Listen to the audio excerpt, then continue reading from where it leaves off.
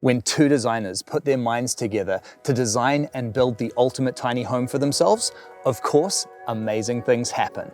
And that is exactly the case with this next inspiring tiny home that we're about to show you.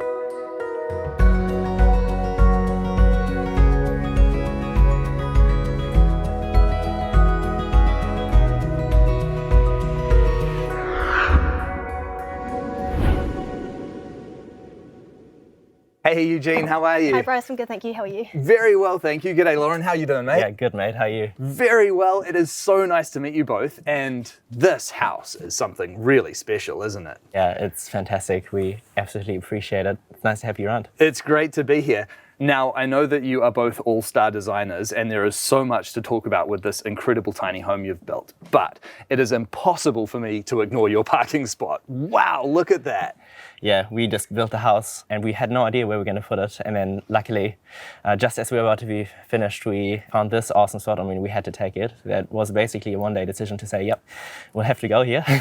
We haven't regretted it since. Yeah, a parking spot like this is the definitive tiny house dream, isn't it? To be able to have a beautiful home like this and park it up in a spot overlooking the ocean. Who could ask for more? Yeah, I mean, it's something that we were both talking about a lot when we were building the house, and we're just like, oh, it'd be really nice to get somewhere out in Piha or something like that, because we always come out here for the sunsets and stuff. So we ended up just talking with a whole bunch of friends, asking if there was like any sites available, and they ended up talking through friends of friends and stuff like that, and kind of connected us through the site owner here. So we're just like, yeah, it's a no-brainer. Perfect. Yeah. And can you talk to me about your journey into a tiny house and how all of this came to be? Yeah, it's a long story. I mean, I think when we met in high school around 17 years old, we kind of realized we wanted to build a tiny home already then. And we were trying to think, how can we make this happen? And started working in tiny house businesses just to kind of see like what tiny houses are all about.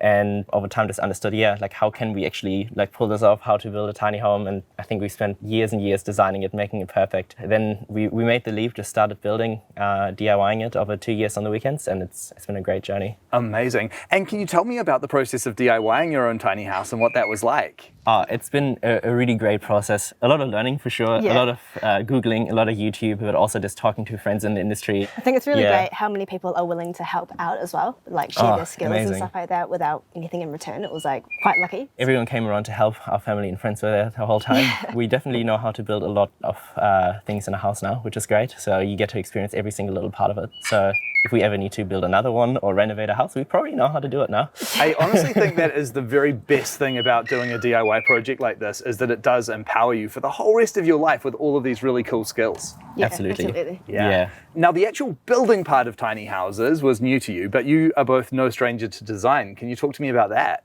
We've been in the industry for quite some time. I mean, we got to working together with a bunch of tiny house builders, starting out with Shay's Tiny Homes. I mean, she's really well known in the industry, and that was just a really invaluable experience to understand how do tiny homes fit together, how's the process. Luckily, of course, that experience transfers to your own tiny house, and that was just fantastic to really like think about the minute little details of how everything fits together. And just really think about our routine and kind of like, how would we live in the space together? Where do we want things to be put? How do we want the space to work around us, kind of thing? So, yeah. Yeah.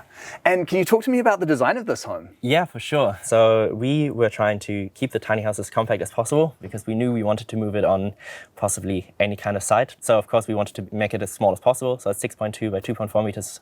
So it's definitely on the small side of tiny homes, and yeah, we wanted to keep the design of it as simple as possible, like a Scandinavian kind of minimalistic style. So we wanted to go with a natural timber exterior on the feature ends, and then just a simple corrugate on the side to keep it maintainable, but also just sleek. It was quite cost efficient as well. So the size was also down to our budget as well. So just a lot. At the time, I think, how old were we? Like 20 when we started building it. So we had a very small budget at the time, a little bit optimistic, and we kind of blew past it a little bit towards the end. Yeah, so with the exterior as well, like you're saying, it was very budget friendly. So instead of going for like typical like cedar and stuff like that, we found an alternative product, which is like a Norwegian pine, which is cost effective and can just weather by itself without needing to treat it. It was important for us, not having to maintain it every 2 days, of course. Plus, I really like the silvered off look, a lot more natural in a sense. So exactly. Yeah, great. And then you've added this deck to the home as well, which obviously in this location was a must.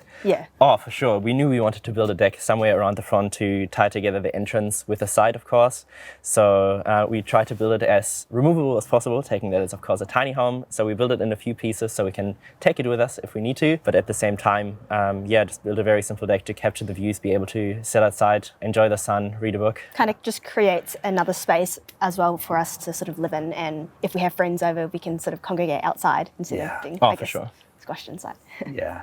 And in regards to the size of your tiny home, honestly, I think these are the perfect dimensions to work in because it is still so easy to shift. It gives you enough living room on the interior, but I think especially now the trend of building these bigger and bigger tiny homes, it actually makes it really difficult for people to find parking spots.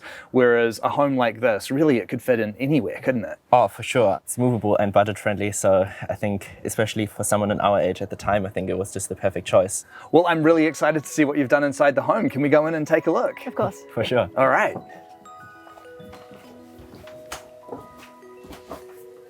This is extremely cool. For the size of this tiny house, I can already see you have packed a tremendous amount into this space. Oh, absolutely. Yeah, this space is jam-packed. There's about 8 users for every single space.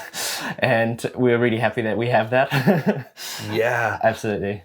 I can see that you have been excessively clever with the way that you have approached the design of this tiny home. First of all, can you just give me an overview of what you've created here? Yeah, for sure. So the house itself, of course, we've got a kitchen, we've got a bathroom. The initial design was designed around the office. So Yes. we're just trying to make the space work around that so that we could work from home. Yeah, and then of course, on top of the office, we have a lounge area, so we can hang out, talk to friends, read some books, and then A lot of storage. A lot of storage. And then of course, we've got a bedroom upstairs to tuck away, so we've got our own little place to hide away.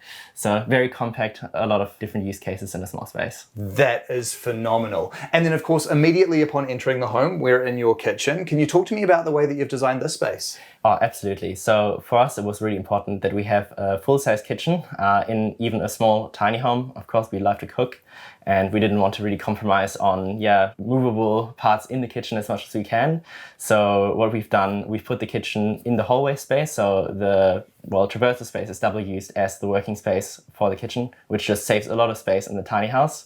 It works really well for us. And then of course, in the kitchen, we've got everything full size fridge, full size oven, so we can cook proper meals, bake cakes, that kind of stuff, and a lot of storage. So we put a lot of time and effort to measure out exactly everything that we need. So all of our drawers, cupboards fit basically all of the different things that we already owned or we knew we were going to own. So it just fits perfectly. And then Eugene came up with a really great solution for our pantry. We've got a really cool pull-out pantry where we can store spices and everything like that in there as well. So it's very compact, of course, like everything else in the home, but it works really well for us. What a brilliant design. And as clever as all of that is, it's almost still overshadowed by the phenomenal view out that kitchen window. I can just imagine how nice it would be to cook, prep meals and do dishes when you get to look at that view. Yeah, I mean, it makes doing the dishes a lot more enjoyable, obviously, because no one wants to do that. But sometimes you'll just catch yourself just watching the view and you kind of like pause yourself for a second and you're like, wow, just breathtaking,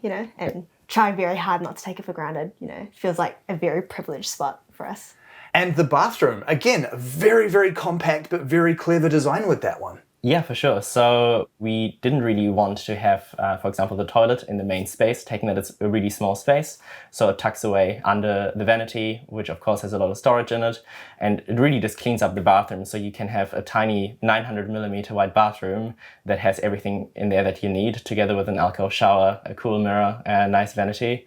And it's everything that we need. So it's compact, but it works really well for us. And I think for us, just having the vanity space was like the eye catcher. So I really wanted some really nice finger tiles, and there was a specific sink that I had to have, and it was a bit of money, but it was so worth it. We just had to have it, and I'm so glad we made that choice. So yeah. Absolutely, just adding those little really eye-catching features goes such a long way to just making the space that much more beautiful, eh? Yeah, I mean, it's a home at the end of the day, so I feel like you shouldn't have to compromise on your style or your tastes and stuff like that. So yeah, I'm really glad we made that decision. Yeah, and I love the way that you have simultaneously created that as a space that is so beautiful, but also so hyper efficient, because a bathroom in a tiny house, it's not a space that you're using all the time, and it is quite a utilitarian space. So taking up a huge portion of the footprint wouldn't have really made sense, but you have just done that so well. I appreciate that. And without a doubt, this has to be one of the best tiny home office setups I have ever seen. Thank you so much. I mean, like we said, it was one of the main things that we spent a lot of time and effort to get right. Everything falls away, which is really important for us. So we don't just have an office, but we have a dining area as well, which is, it's fantastic for us. I think regarding the desks, we wanted to flow seamlessly into this space as well. With the cabinetry from the kitchen, we wanted to continue that oak. So sort of have them like integrated into the walls in a sense, where if we were to fold down the desks, it's not super intrusive. And who's lucky enough to sit over this side? Me. What's funny is that when we designed it, I was initially planned there anyways because I was like, oh, I want to be close to the kitchen so I can get my snacks really easily. But then when we moved on to the side, I was like, yes, Totally lucked out. I'm not switching. Yeah, that decision was made and it was set in stone. Fair enough too. At least you get to work without any distractions. Correct, yes, that is always good. Lauren gets the integrated shelf, so. There you go as well. That's a tiny consolation prize. Yeah.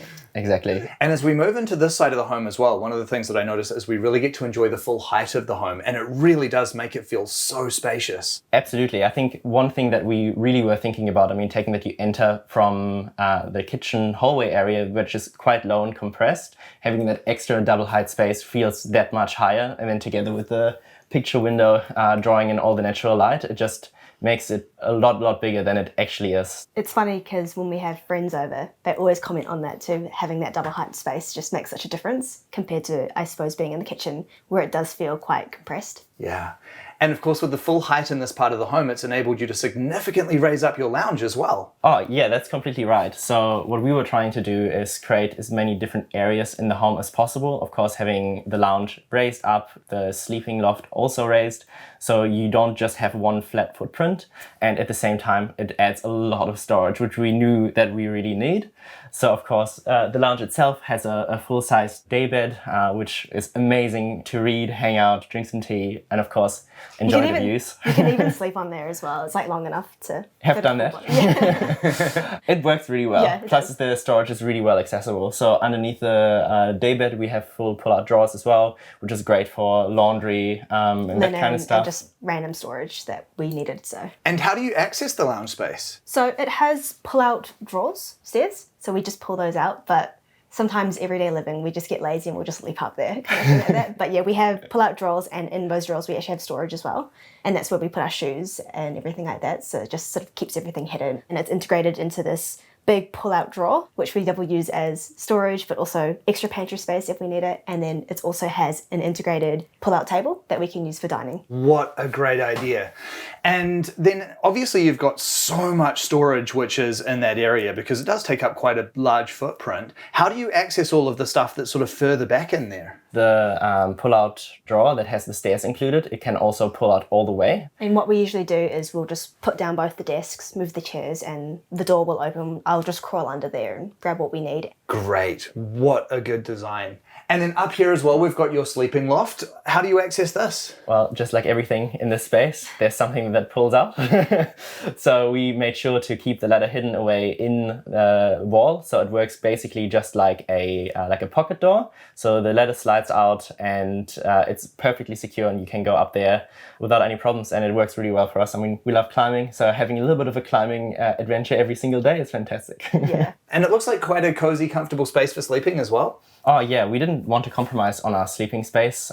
We knew it was going to be upstairs and of course a little bit lower in height, but we can fit a full queen-size bed in there, which is really comfortable. And because it is a smaller space, it just feels really cozy, kind of like in a tent, which is awesome.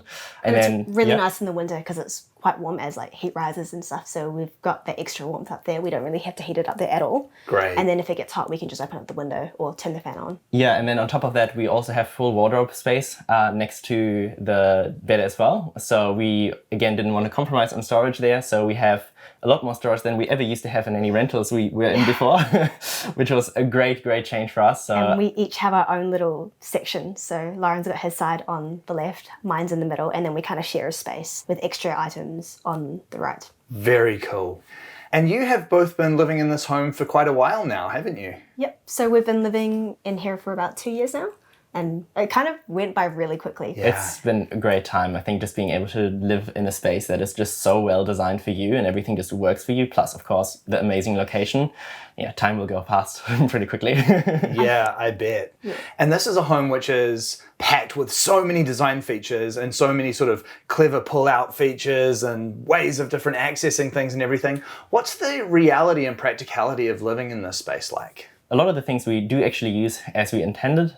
Of course, some things, for example, the laundry caddy that we're going to use for our dirty laundry, we've re-practiced as a storage unit that we use for our climbing gear, which works well for us. So we don't want to fold down everything every 2 seconds. So we've just repurposed some of the other drawers to go for that. Yeah, long-term storage ended up in there as well. So as we don't always need to pull that out, it just ended up becoming really useful that way.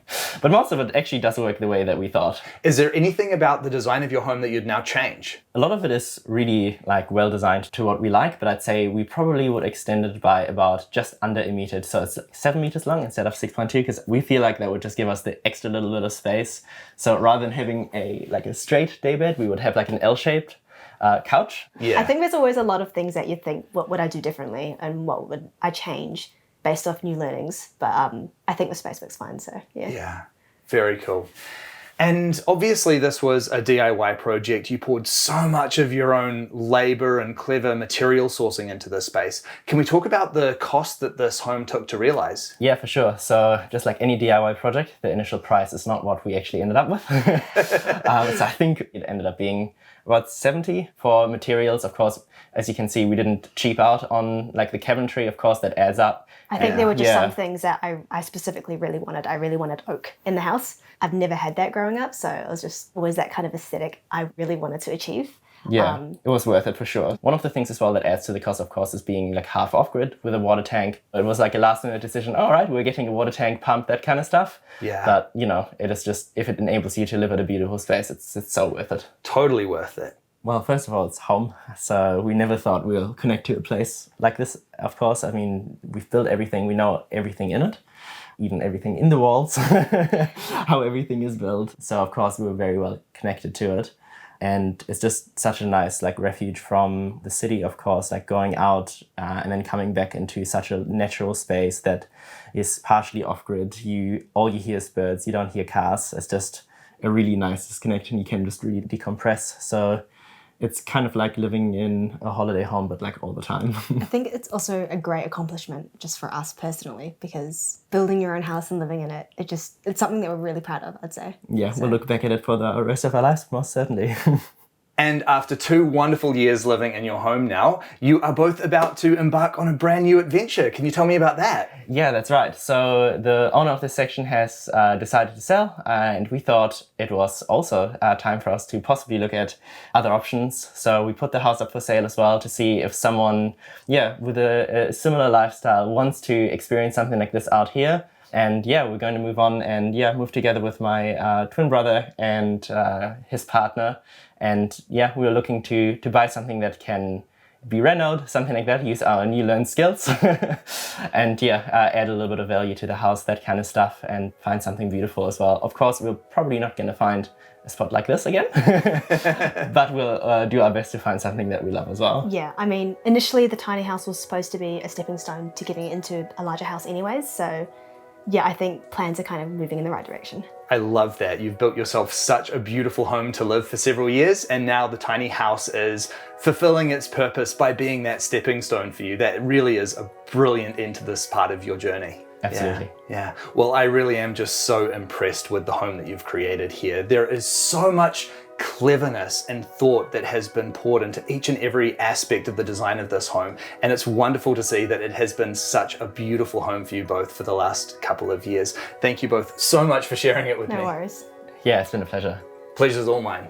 There is nothing small about the accomplishment of building a home like this. Eujenne and Laurin have poured so much of themselves into the design of this home.